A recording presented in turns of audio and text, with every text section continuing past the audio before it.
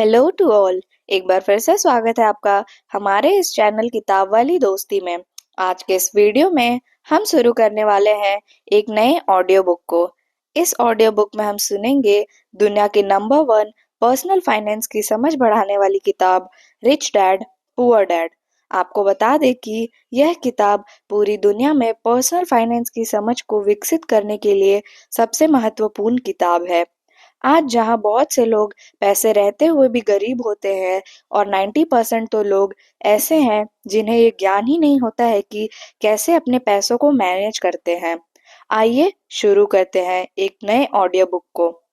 सबसे पहले हम शुरुआत करते हैं इस बुक के ऑथर रॉबर्ट कियोसाकी जी के परिचय से। रॉबर्ट कियोसाकी एक फेमस अमेरिकन इन्वेस्टर, इंडस्ट्रियलिस्ट और पर्सनल फाइनेंस मेंटर है। इनका जन्म 8 अप्रैल 1947 को हवाई यूएसए में हुआ है। ये रिच डैड पुअर डैड जो दुनिया की बेस्ट सेलिंग बुक है उसके लेखक है। ये किताब पर्सनल फाइनेंस की दुनिया में एक रिवॉल्यूशनरी का काम करता है। इस पुस्तक में उन्होंने अपने दो पिता की तुलना करते हुए फाइनेंस मैनेजमेंट और इन्वेस्टमेंट की अहमियत को समझाया है। कियोसाकी ने अपने करियर की शुरुआत मैरीन कॉर्प्स में की और बाद में व्यापार व निवेश की दुनिया में कदम रखा।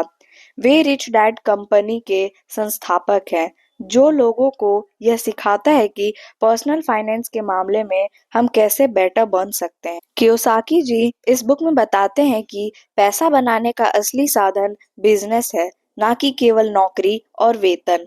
यह किताब फाइनेंशियल इंडिपेंडेंट को गेन करने और पैसे को अच्छे से इन्वेस्ट करने की प्रेरणा देती है। हम इस किताब को 3 भाग में सुनेंगे, तो आइए पहले भाग को शुरू करते हैं। पहले भाग में हम दो पिताओं की सोच और धन के महत्व को समझेंगे। रॉबर्ट कियोसाकी की पुस्तक रिच डैड पुअर डैड दो अलग-अलग माइंडसेट की कहानी है। एक गरीब पिता जो उनके रियल फादर है और एक अमीर पिता जो उनके दोस्त के पिता हैं।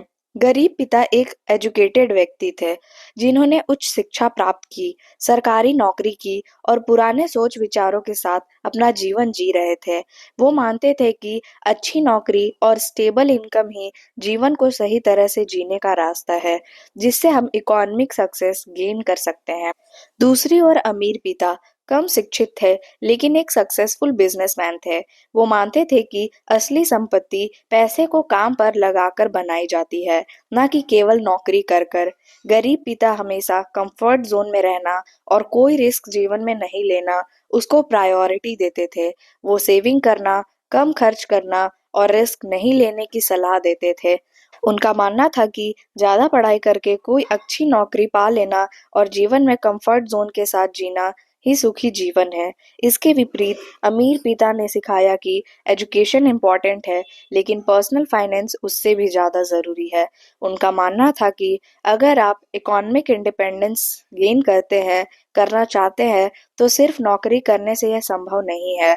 आपको इन्वेस्टमेंट करना होगा, अपने वेल्थ बढ़ानी होगी और पैसे को सही तरीके से उपयोग करना सीखना होगा। इस भाग में कियोसाकी यह बताते हैं कि अधिकतर लोग अपनी पूरी जिंदगी चूहा दौड़ में फंसे रहते हैं। एक स्थिर वेतन पाने के लिए काम करते हैं, फिर अपने खर्च बढ़ाते हैं और एट लास्ट कर्ज में डूब जाते हैं।